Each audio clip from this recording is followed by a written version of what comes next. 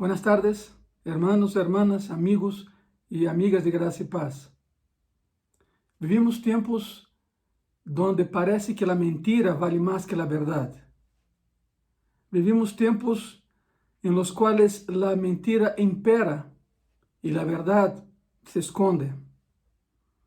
Es por eso que como cristianos debemos conocer la verdad y vivir en la verdad. Permítanme darles para empezar essa plática, darles panorama, breve panorama de lo que la Biblia dice acerca de la verdad de Dios. Dios es Dios de verdad, segundo Deuteronomio 32:4, lo cual indica que Dios es fuente de la verdad. Cristo es la verdad y está lleno de verdad, Juan 14:6, Juan 1:14. El Espíritu Santo es llamado Espíritu de verdad en Juan 14:17.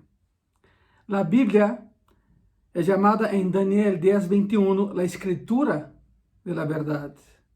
Escute isso, somos salvos por la verdad, somos santificados por la verdad, amamos la verdad, somos juzgados por la verdad, somos libres por la verdad, adoramos en la verdad, servimos a Dios en la verdad, nos regocijamos en la verdad, hablamos la verdad, pensamos en la verdad, deseamos la verdad, manifestamos la verdad, oímos la verdad e obedecemos la verdade. Em sentido mais amplo, todo cristiano deve caminhar na verdade. É panorama breve de lo que a Escritura habla sobre a verdade. Isso quer dizer que conduzimos nossas vidas na esfera de la verdade, aunque vivamos em mundo de mentiras. Determina como pensamos, a verdade determina como pensamos, como hablamos e como actuamos. E quero que vayas comigo a uma carta muito corta, e é segunda de Juan. Tem 13 versículos nada mais. E conectado com ela está a terceira de Juan, por supuesto. Lo interessante dessas duas cartas, cortas cartas, é que estão llenas de la verdade. A primeira, segunda de Juan, foi escrita a uma senhora. Não sabemos quem é. Pero Juan menciona a sus hijos, menciona a ella, pero no sabemos su nombre. Y la tercera de Juan fue enviada a Gayo, un caballero. Pero ambas están conectadas. Acuérdense que no había capítulos ni versículos entre las cartas. Bueno, con eso de trasfondo, o sea, la verdad, y hoy hablaremos, el título de esa plática es La Supremacía de la verdade. O título desse sermão é La Supremacía de la Verdade. Vamos a segunda de Juan, por favor. Segunda de Juan, de versículo 1 a versículo 4. Ponga muita atenção, por favor. A palavra diz assim: el anciano, o sea, Juan hablando dele mesmo, el autor, el anciano a la señora elegida y a sus hijos, a quienes yo amo en la verdad, y no solo yo, sino também todos os que han conocido la verdad, a causa de la verdad que permanece en nosotros y estará para siempre con nosotros. Sea con vosotros gracia, misericordia y paz de Dios Padre y del Señor Jesucristo, Hijo del Padre en verdad y en amor. Mucho me regocijé porque he hallado a algunos de tus hijos andando en la verdad, conforme el mandamiento que recibimos del Padre. En esos 4 versículos aparece 5 vezes a palavra aletheia, e aletheia significa verdade. Juan escreveu essa breve carta para chamar-nos a viver essa mesma verdade em um mundo de mentiras e de mentirosos.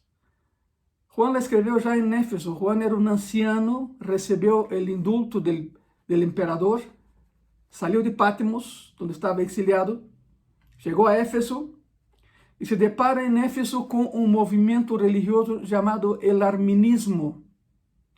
El arminismo defendia e se basava no hecho mentiroso, claro, de que aquele que morreu na cruz não era hijo de Deus. Ele que morreu na cruz era um carpinteiro, hijo de carpinteiro, chamado Jesus, que por 3 anos foi possuído por Deus. pero una vez que subió a la cruz, Dios se alejó de él, entonces el que murió en la cruz fue un hombre común y corriente. Eso era la herejía del arminismo.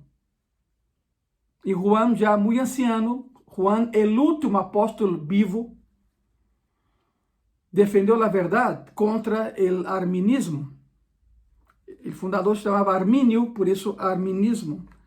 Por eso la preocupación de Juan con la verdad, de expresar la verdad.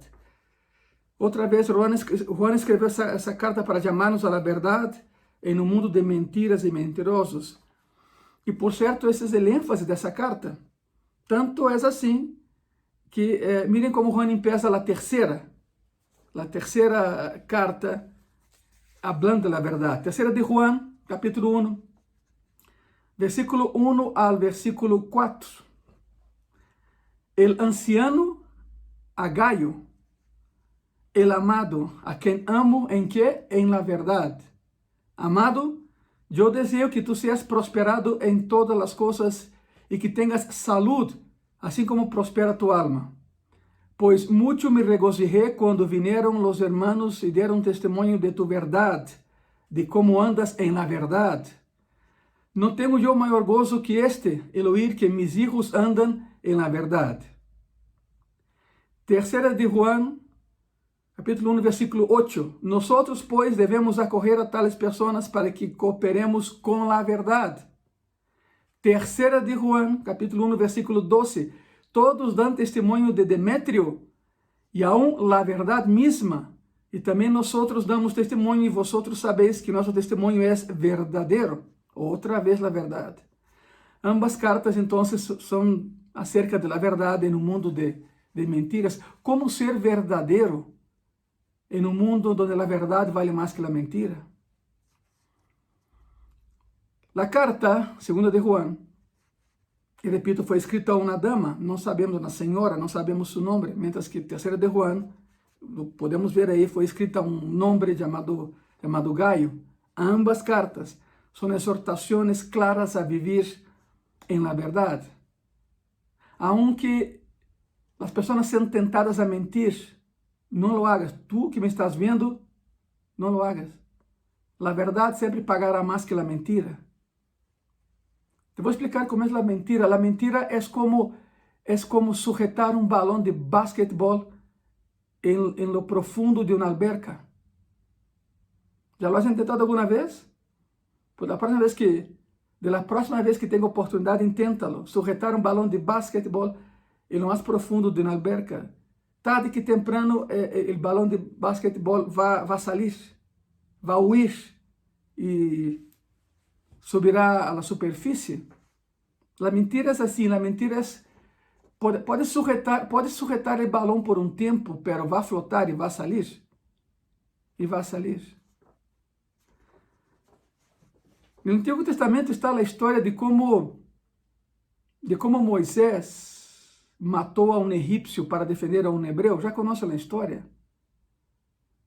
Diz a palavra que Moisés foi à terra de Gosén a visitar a seus hermanos, ou seja, pueblo suyo, hebreu que era, sempre supo que era hebreu. E chegando allá vê a um egípcio oprimindo a um hebreu. Então Moisés intervém e mata al egípcio e lo enterra aí. Moisés regresa ao mesmo lugar. Quizá passou por sua cabeça de que já era hora de libertar al pueblo, já era hora de iniciar uma revolução contra seu abuelito, contra Faraón.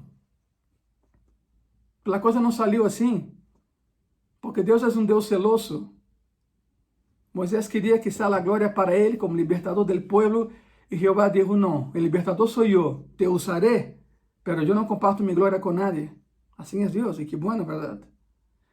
O caso é que Moisés regresa ao mesmo lugar, e então vê a 2 hebreus peleando.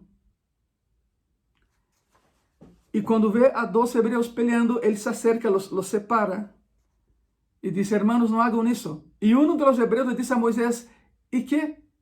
¿Nos matarás a nosotros también como hiciste con el egipcio? La gran pregunta es, ¿cómo descubrieron eso? ¿Alguna vez leíste ese pasaje y te detuviste a pensar cómo descubrieron que Moisés había matado a un egipcio? Hay muchas teorías. Pero creo que una de las más acertadas, y no me gusta hablar de teorías, pero de conjeturas, pero una de las más acertadas es que todo lo que escondes en un desierto, días más o días menos, la arena lo expulsa, la arena lo saca.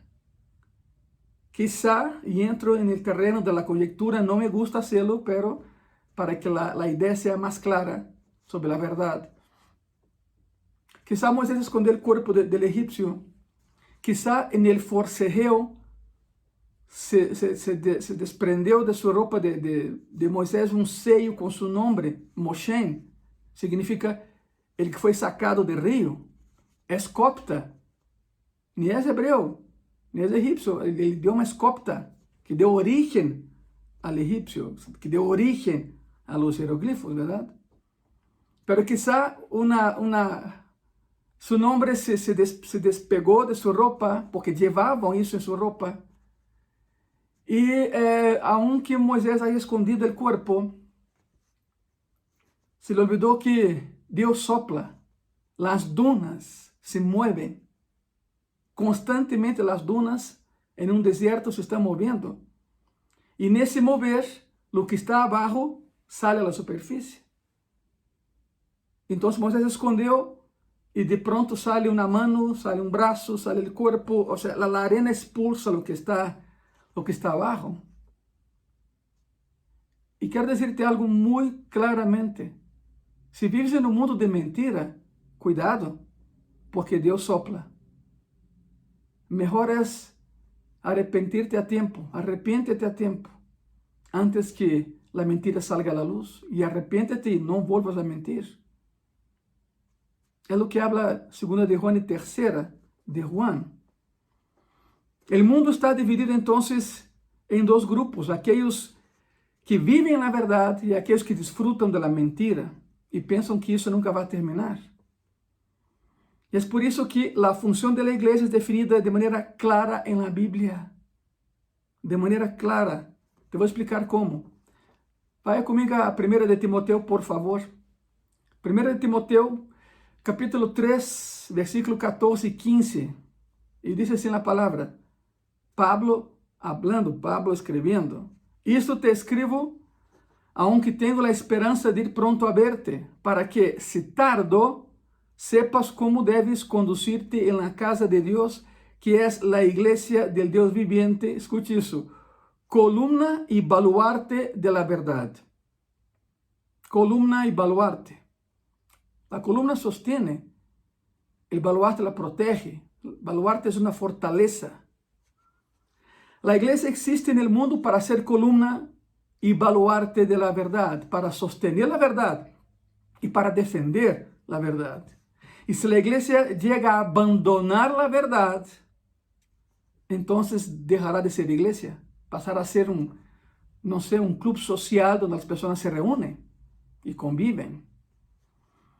¿Qué significa cuando Pablo dice que la iglesia entonces es columna o debe ser columna y baluarte de la verdad?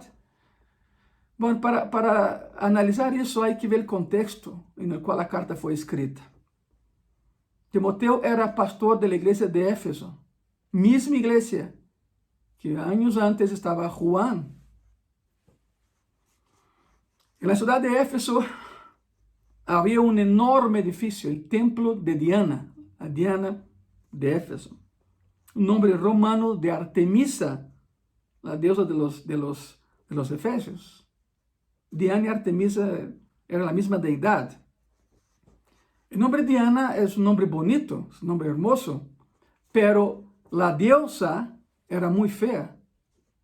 La imagen era esa, en un pedestal, y tenía sobre el pecho varios senos, porque era la diosa de la fertilidad. Era una imagen muy fea. El templo de Diana en Éfeso contaba con 1500 prostitutas. Ellas creían que cuanto más sexo tuvieran, más fértil sería la tierra. 1500 sacerdotisas prostitutas a servicio de Diana o Artemisa. Repito, el nombre Diana es muy bonito, pero la diosa, la entidad que tenía ese nombre era muy, muy fea. El templo era inmenso. El templo era inmenso. El templo era bonito, era inmenso. Era una de las 7 maravillas del mundo antiguo, como los jardines de Babilonia, las pirámides de Egipto, etc.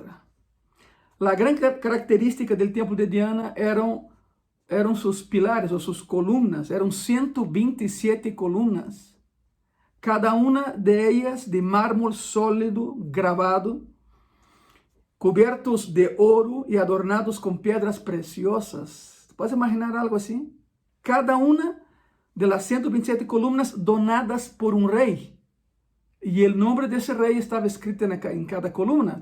El que donaba tenía su nombre escrito ahí. Cada pilar, cada columna fue donado al edificio por un rey pagano, por supuesto. Eran 127 reyes. Parece increíble, ¿no? 127. Los pilares sostenían el techo. Claro, las columnas sostenían algo, sostenían el techo, el cual era una inmensa estructura hecha con piedra.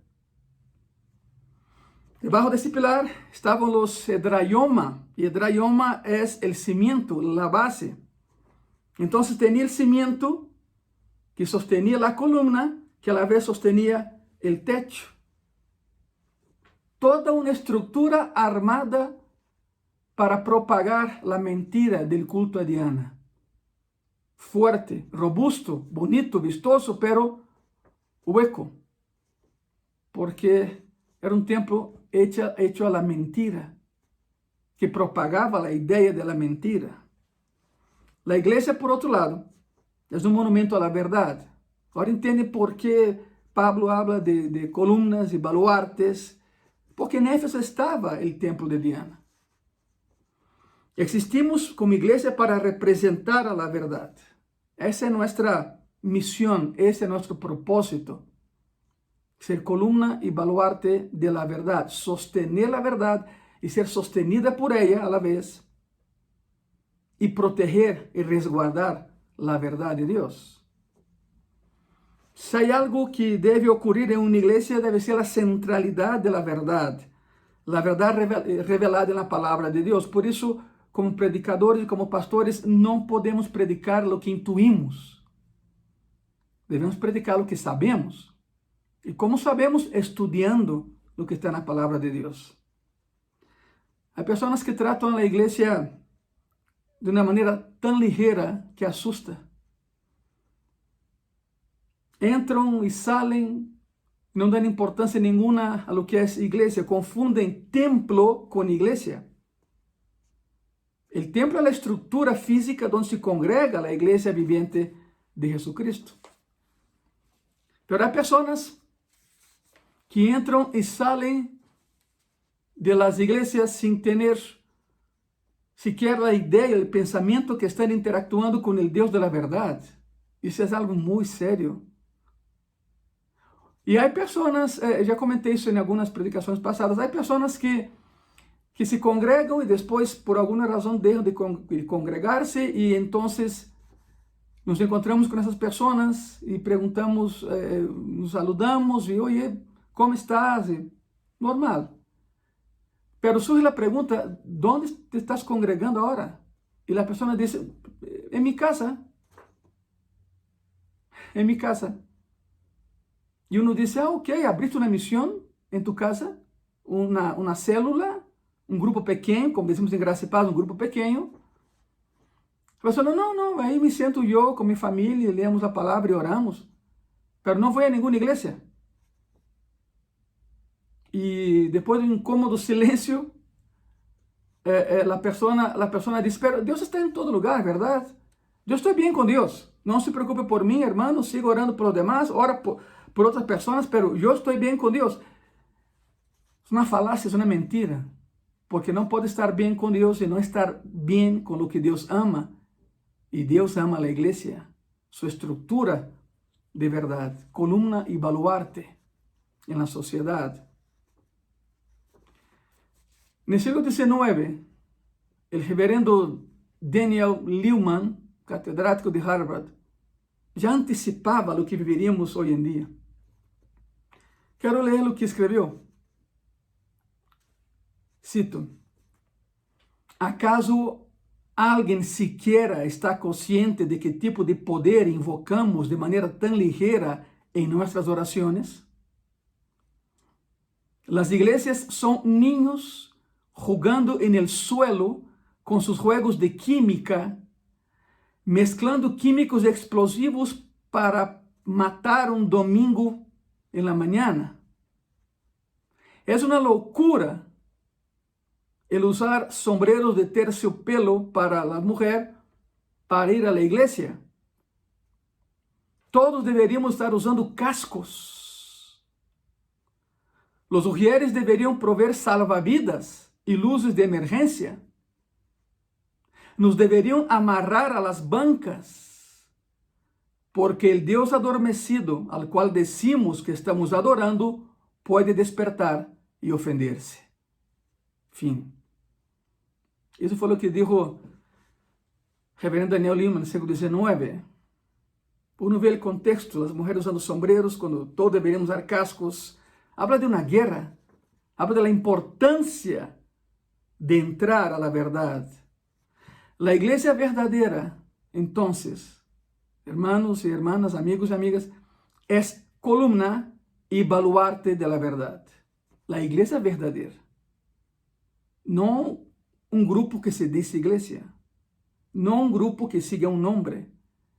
No a un grupo que cree más en las palabras de alguien que está delante que lo que dice la Biblia. No, aquí habla de una iglesia verdadera, donde la palabra es predicada, la verdad es predicada. La iglesia proclama la verdad y la gente viene a la iglesia para oír la verdad.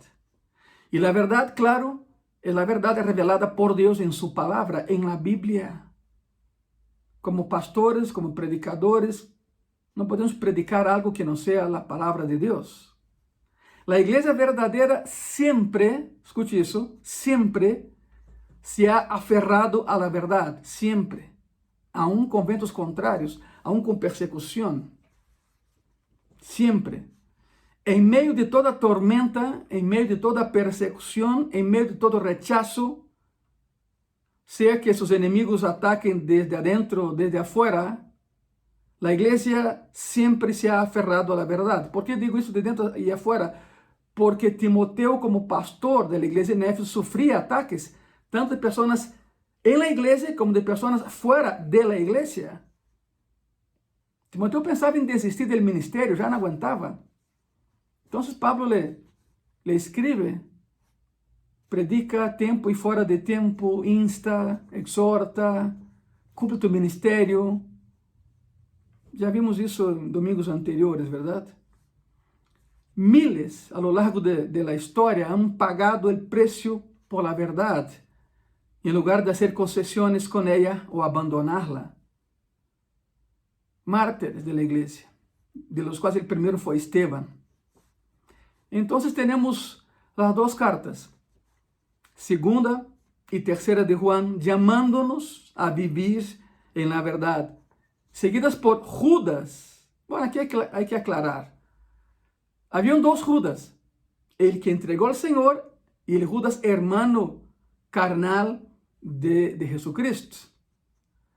Es curioso porque cada vez que los escritores, los hagiógrafos sagrados tienen que hablar de ese Judas y del otro, hacen la diferencia. Dicen Judas, el que traicionó al Señor, porque habían dos. Pero la pequeña carta que está en la Biblia, por supuesto que es del Judas, digamos así, del Judas bueno, ¿verdad? El hermano del Señor. Entonces, hay una secuencia lógica al final del Nuevo Testamento. Segunda y tercera de Juan nos llaman a vivir en la verdad, seguidas por Judas, la cual nos advierte acerca de los mentirosos, seguida por el libro del Apocalipsis, el cual nos promete que Jesús regresará, en verdad. Por eso hay que prepararnos. Es como si el plan de Dios fuera para recordarnos vivir en la verdad, advertirnos acerca de los mentirosos y decirnos que nos aferremos a la verdad hasta que Cristo regrese. Y así es como termina el Nuevo Testamento. Cristo dijo, yo soy el camino. ¿Cómo sigue? ¿Te acuerdas? Yo soy el camino, la verdad y la vida. Significa que la verdad es el camino al cielo. Vivir en la verdad, y la verdad es Cristo mismo. Segunda de Juan y tercera de Juan son cartas muy breves. Ambas escritas entonces a individuos, a una mujer, que no sabemos su nombre, y a un hombre, Gayo. Tiene el estilo de correspondencia del Imperio Romano. El Imperio Romano escaseaba el papel, la tinta, entonces tenían que ser muy breves. Es como el Evangelio de Marcos, que está justamente escrito en estructura romana para romanos.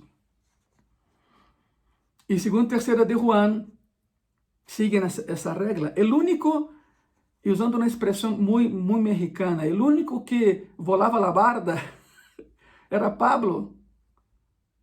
Estamos en Gracia y Paz, estamos estudiando la carta a los romanos.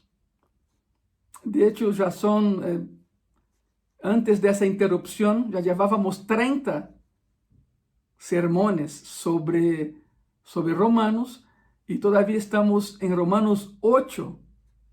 Romanos 8, casi la mitad de la carta. Y Romanos 8 es una carta extensísima, escrita en 3 meses, cuando Pablo estuvo en Corinto. Entonces Pablo sí salía de la regla normal de la escritura bajo el Imperio Romano. Gastaba mucho papel, mucho pergamino, mucha tinta, pero valió la pena porque tenemos un tesoro en nuestras manos, ¿verdad? Pero segunda y tercera de Juan siguen la línea de la escritura y cartas del Imperio Romano. Son cartas muy concisas, cortas, pero llenas de doctrina. Juan fue el último apóstol que murió, ya comentamos eso, ¿verdad? Escribió las cartas alrededor de entre el año 90 y 95 de nuestra era, mientras estaba en Éfeso. Y en el año 96 escribe Apocalipsis. Algunos piensan que Juan escribió Apocalipsis estando en Patmos. No, no fue ahí. No había como tener papel, tinta y pergamino y nada ahí, pero le fue revelado en Patmos. Pero cuando estuvo en Éfeso y ya tenía a la disposición los elementos para escribir la carta, entonces escribe Apocalipsis. El libro de Apocalipsis, que es una carta de Cristo directamente, ¿verdad? Hay una pregunta lógica sobre segunda de Juan y tercera de Juan. Quizá hayas pensado en eso, quizá no. Pero hay una pregunta lógica en esas dos cartas. Escuche eso. Si la intención de Juan era avisar sobre los falsos maestros, porque era eso, falsos maestros, ¿por qué no envió esas cartas a las iglesias? ¿Por qué no es una carta general y abierta? ¿Por qué va dirigida a una mujer y a un hombre? ¿Por qué las envía a 2 personas y no a la iglesia en general? Bueno, Juan ya había escrito una carta general a todo el mundo. Esa fue primera de Juan. Es una carta abierta a las congregaciones. Quiero leerte algo de lo que está en 2 de Juan 10. Escuche eso. 2 de Juan 10. Si alguno viene a vosotros, y creo que aquí se aclara el por qué que envió esa carta a 2 personas. 2 de Juan a una mujer, 3 de Juan a un hombre. Si alguno viene a vosotros y no trae esa doctrina, no lo recibáis en casa, ni le digáis bienvenido. Y aquí es algo muy duro. Parece que empieza a aclarar la visión de Juan de por qué había escrito eso. Repito, si alguno viene a vosotros y no trae esa doctrina, no lo recibáis en casa, ni le digáis bienvenido. Significa, tengan cuidado a quien invitan a sus casas. Es lo que significa eso. Tercera de Juan, versículo 5 y versículo 6, dice así: Amado, fielmente te conduces cuando prestas algún servicio a los hermanos, especialmente a los desconocidos, los cuales han dado ante la iglesia testimonio de tu amor, y harás bien en encaminarlos como es digno de su servicio a Dios para que continúe su viaje. Ok, isso tem que ver com um contexto histórico uma vez mais.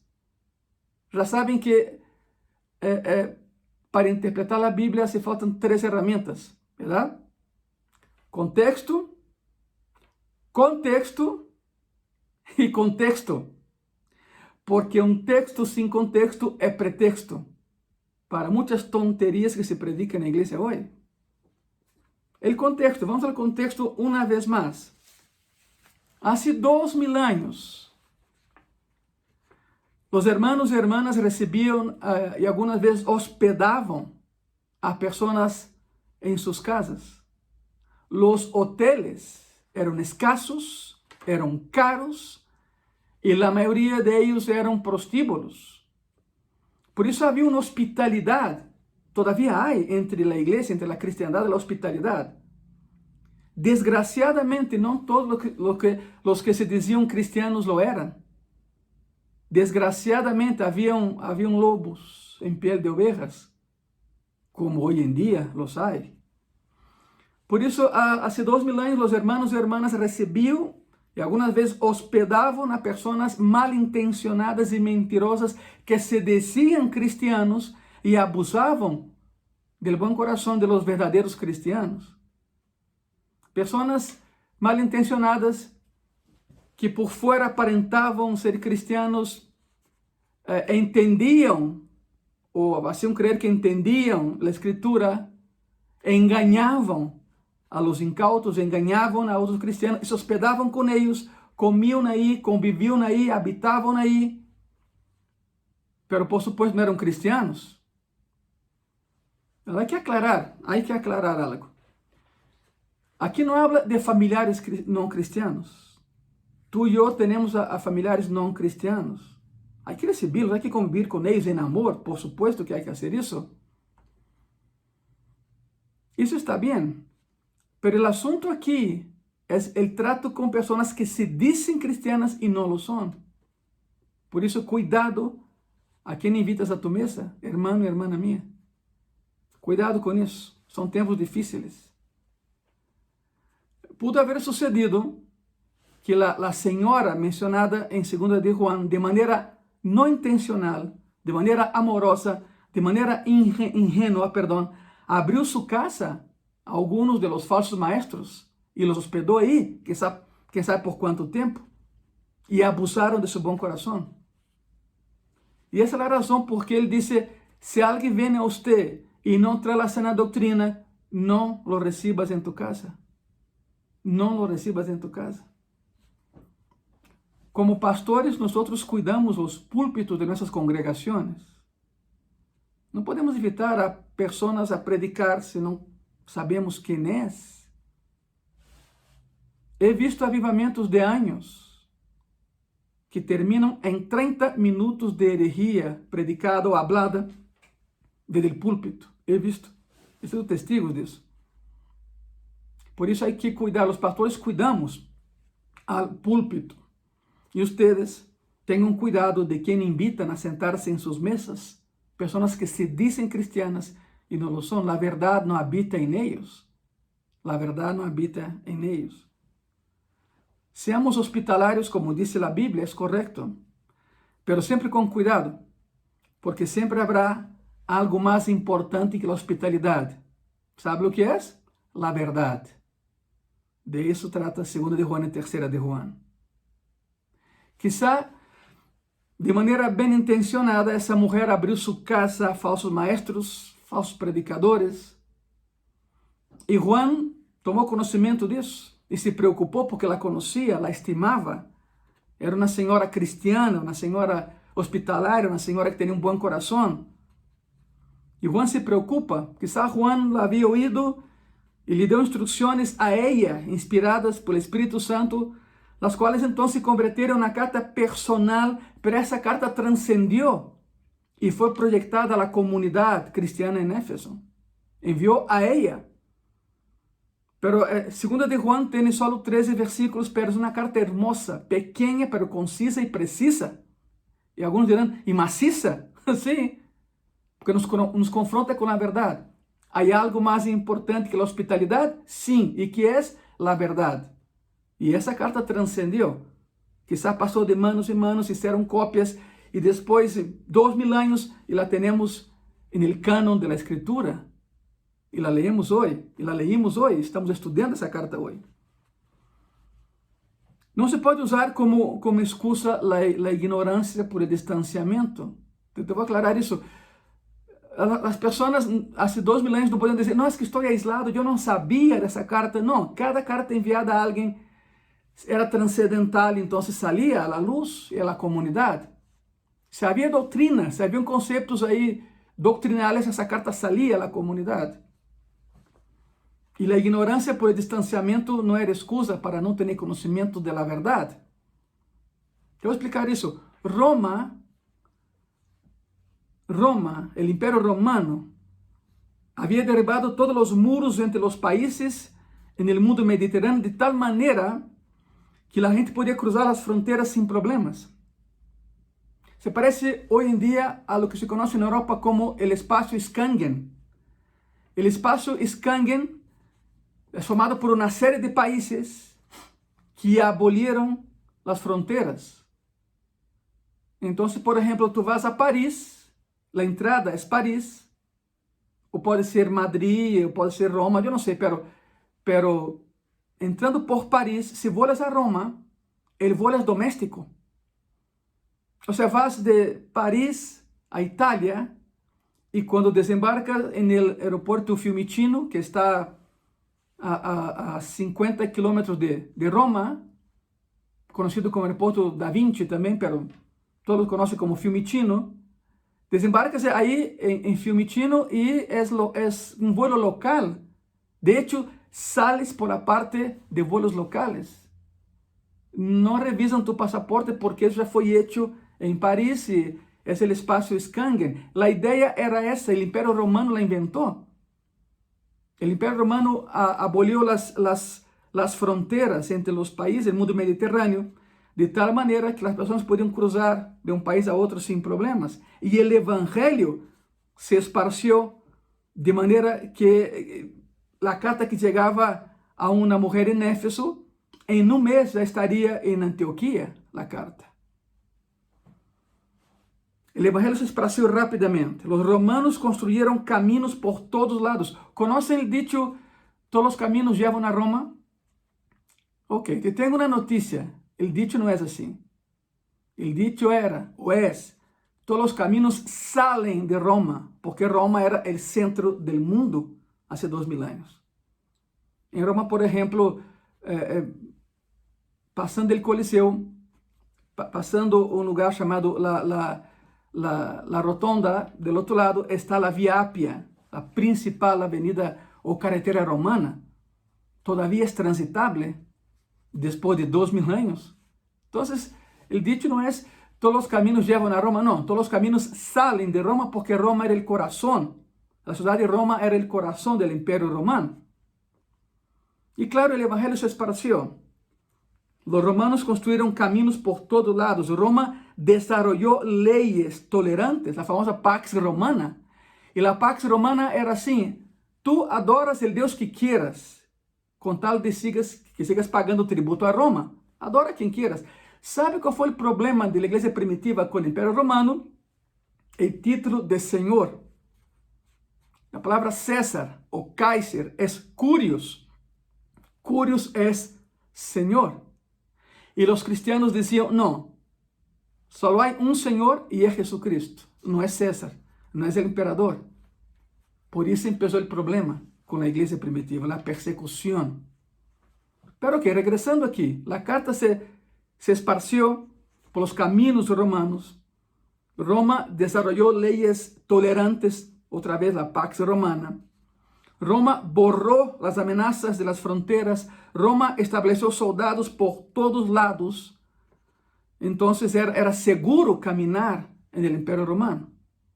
A cada 30 kilómetros había un puesto romano, la guardia romana. Había seguridad. Bueno, los romanos hicieron todo eso y entonces extendieron su imperio, pero Dios lo usó para que el Evangelio fuera esparcido.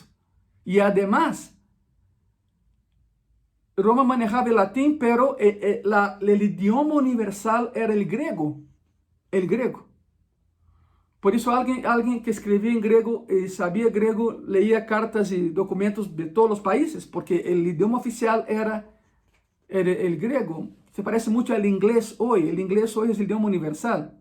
Si sabes inglés, va a cualquier lugar del mundo y te comunicas, ¿verdad? Y te comunicas. Entonces la iglesia daba la bienvenida a predicadores como Pablo, que recibió hospedaje por parte de Lidia. Escuche eso. Pablo, por parte de Lidia, lo hospedaba, como Jasón en Tesalónica, como Gaio en Corinto, o Filipe el evangelista en Cesarea, o un hombre llamado Minasón en Jerusalén que predicaba la palabra. Y los falsos maestros rápidamente se dieron cuenta, los falsos maestros, los falsos predicadores, los falsos cristianos se dieron cuenta de que podían vivir de eso. Aprendieron algo de la escritura, mentían y predicaban lo que no vivían. Y siempre hay cristianos ingenuos que recibían y reciben personas así en sus casas, y el daño es enorme. El daño es enorme. Rápidamente los falsos maestros se dieron cuenta de eso y se aprovecharon del buen corazón de los cristianos.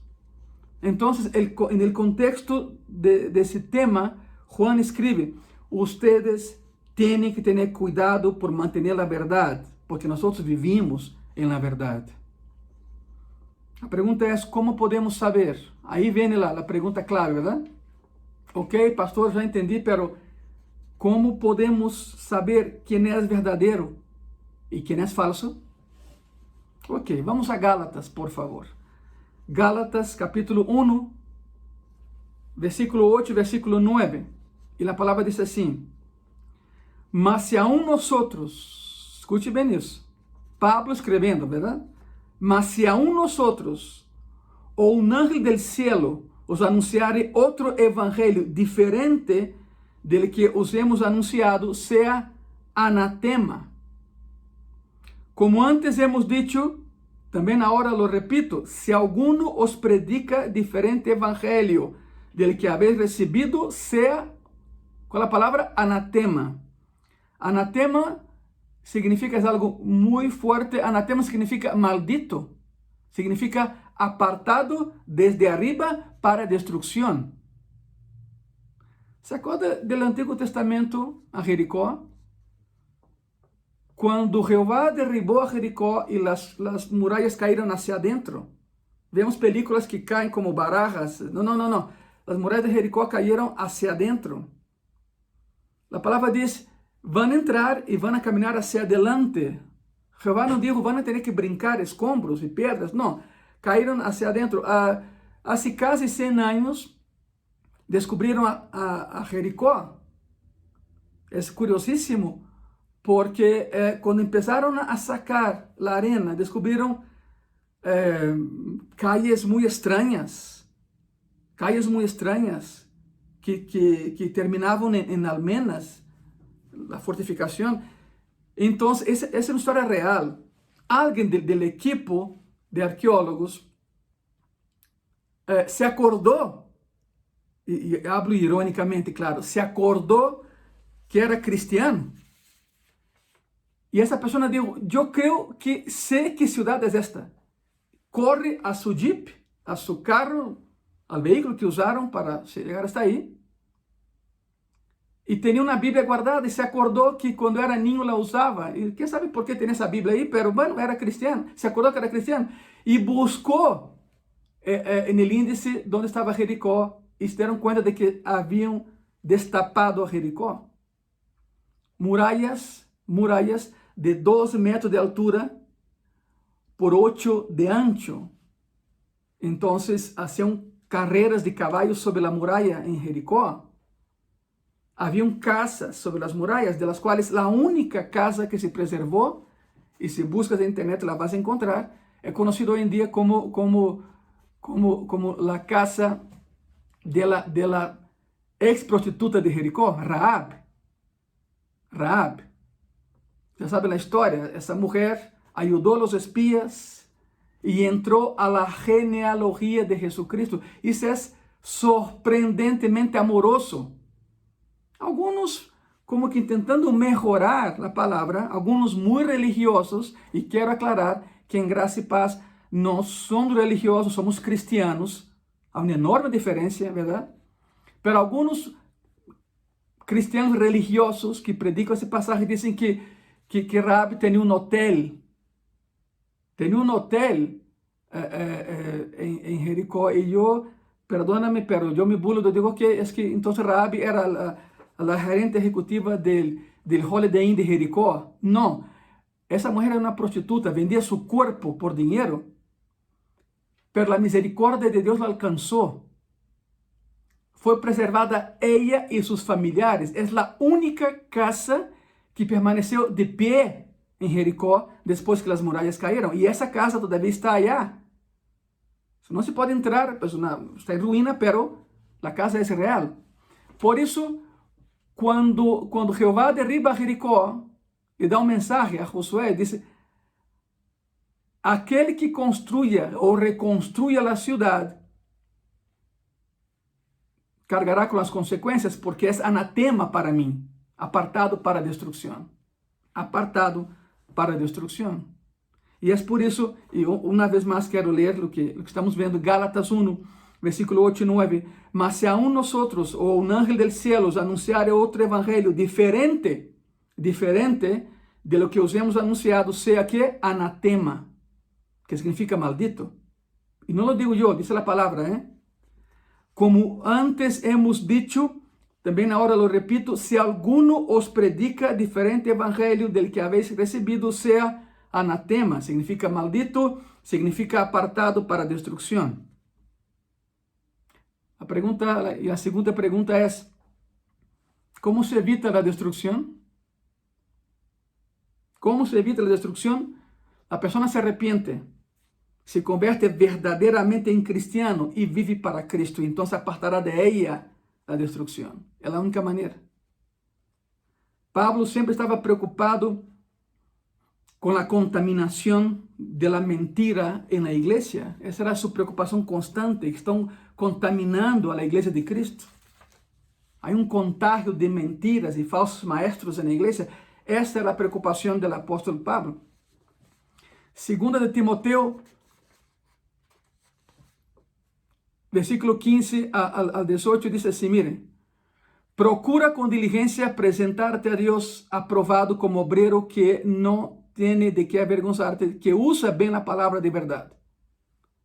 Mas evita profanas e vanas palavrerias, porque conduzirão mais e mais a la impiedade, mais e mais a la impiedade. E sua palavra carcomerá como gangrena, de los quais são Himeneu e Fileto, que se desviaram de la verdade, dizendo que a ressurreição já se efetuou, e trastornam a fé de alguns.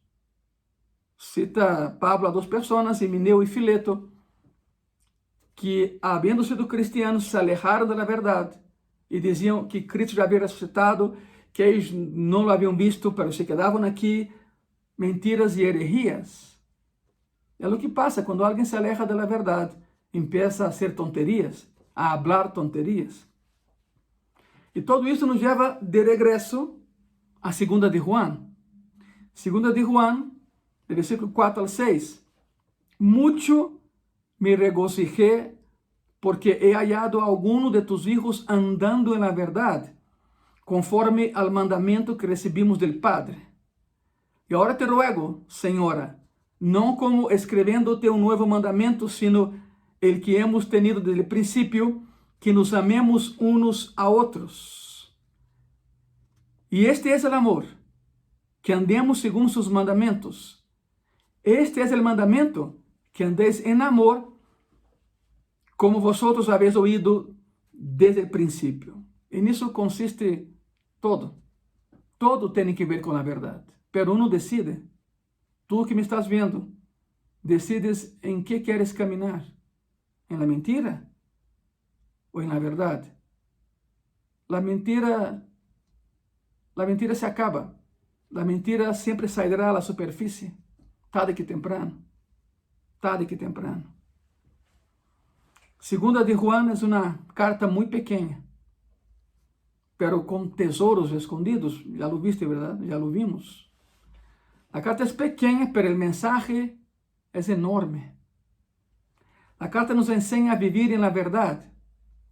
Nos enseña a amar a la verdad, a ser leales a la verdad, a buscar la verdad y a aprender de la verdad. Tenemos dos opciones. ¿Qué haremos? Podemos vivir cómodamente en la mentira o podemos vivir de manera incómoda en la verdad, pero vale la pena vivir incómodamente en la verdad, porque la verdad siempre prevalecerá contra la mentira. Como iglesia, y hablo iglesia en general, Gracia y Paz y otras iglesias evangélicas, iglesia de Cristo. Como iglesia, si no conocemos la verdad y no queremos vivir para la verdad y no somos columna y baluarte de la verdad, entonces la iglesia tiene un sistema inmunológico deficiente y nos vamos a contagiar con la mentira. Y nos vamos a contaminar con la mentira. Y nos enfermaremos por desconocer a la verdad. La verdad salva, la mentira mata. Por lo tanto, te digo, todavía tenemos tiempo de hacerlo. Estamos en un proceso de aislamiento social, pero de cercanía espiritual. Y agradecemos a Dios porque tú estás viendo ese mensaje. Es tiempo de cambiar, es tiempo de vivir en la verdad de Cristo, no la mentira del hombre. Es tiempo de hacerlo. Yo te exhorto, hasta ese momento vivías entre la verdad y la mentira, enfócate en la verdad, vive en la verdad. Quizás te cueste trabajo en el inicio, pero después te acostumbras y serás feliz en la verdad. Hace algunos años me invitaron a dar una conferencia en Villahermosa, Tabasco. Los que están en México me están viendo, los de Villahermosa, Dios los bendiga, amados hermanos de Tabasco. Hace algunos años di una conferencia en Villahermosa. En un lugar muy selecto estaba el gobernador, estaban representantes del gobierno, estaban líderes religiosos. Éramos 250 personas en un lugar muy cerrado. Y me invitaron a una conferencia sobre un libro. Hace algunos años fue lanzado un libro. No quiero hacer propaganda del libro, pero el libro hablaba sobre la línea de Jesucristo, sobre el Santo Grial, sobre que Jesús se había casado, había tenido descendencia. Bueno, y ese libro permeó a la sociedad en todo el mundo, fue un éxito. Como novela de ficción está bien, es pasable, pero como instrumento de verdad es muy peligroso. Y de hecho el autor en el inicio del libro menciona todo lo que está en ese libro es verdad. Entonces la persona que no conoce la verdad piensa que esa era la verdad. Es más, provocó tanto revuelo en el mundo que cristianos dejaron de leer la Biblia y hicieron de ese libro su Biblia. Ya saben, las teorías de conspiración llaman la atención, ¿verdad? Hay un morbo en el ser humano. Entonces, el gobierno estoy hablando de hace mucho tiempo, ¿eh? El gobierno de Tabasco preocupado por eso, porque Tabasco tiene muchos cristianos. Me invitaron a dar una conferencia y de la conferencia, me acuerdo que la conferencia fue una conferencia con más de 138 diapositivas y terminé la conferencia, hicieron una rueda de prensa, fui entrevistado y alguien al final me preguntó en una sola frase, pastor, así me dijeron, pastor, en una sola frase, defínanos el libro en una sola frase. Yo definí el libro como un libro de medias verdades y completas mentiras. Bueno, es lo mismo de nuestras vidas hoy en día. Tú decides qué es lo que quieres. Como iglesia no podemos aceptar la mentira.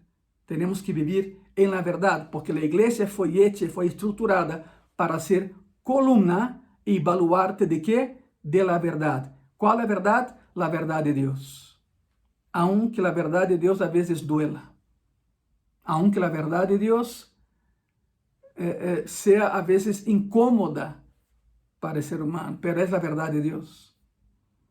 Todavía estamos a tiempo de retomar la verdad, de predicar la verdad y de vivir en la verdad. Me gustaría orar. Por favor, cierra tus ojos y oremos. Señor Jesús, gracias porque tú eres camino, verdad y vida. Nadie llega al Padre si no es por ti. Son tus palabras, Señor. Por eso, la carretera está pavimentada, Señor, con el cimiento de la verdad. El camino al cielo se hace a través de la verdad. Yo oro, Señor, por aquellos que me están viendo y viven todavía en la mentira. Cristianos y no cristianos que viven una vida de mentira, que viven una vida de fábulas, que siempre están pensando que mentira dirán mañana. El gran problema es que una mentira necesita a otra para vivir. Y llega un momento en que la situación es insoportable. Sea con nosotros, Señor. Ayúdanos en la verdad. Ayúdanos, Señor, a seguir adelante. Que de verdad la iglesia sea otra vez columna y baluarte de la verdad. Que sostenga la verdad y a la vez sea sostenido por ella y sea baluarte, sea la fortaleza inexpugnable de la verdad, tu verdad. Ponga en sus manos, Señor, personas que nos están viendo, personas que están padeciendo, Señor, en esa pandemia, y que la verdad salga a la luz, sin teorías de confabulación, sin teorías de conspiración, la verdad, Señor. Porque si estamos en ti y tenemos la verdad, viviremos y saldremos adelante. Oro por aquellos, Señor, que han sido engañados por falsos cristianos. Desgraciadamente los hay. Desgraciadamente, Señor, por uno se etiqueta a todos. Y no somos todos iguales. Hay falsos maestros, falsos cristianos, falsos pastores, falsos predicadores que manipulan tu verdad y engañan a los incautos. Dá-nos discernimento, Señor. Dá-nos discernimento para poder saber la verdad. Dice la verdad, dice la palabra, que por sus frutos los conoceréis. Hay que ver el fruto de la persona, cómo habla, cómo se expresa, quién es, su vida, su testimonio de vida. Porque muchos dicen ser cristianos y no lo son, y engañan a los verdaderos cristianos. Ayúdanos, Señor. Muchas gracias. En el nombre de Jesús. Amén. Amén. Muchas gracias por haber estado con nosotros. Nos vemos el próximo jueves a las 7 de la noche. Que Dios te bendiga.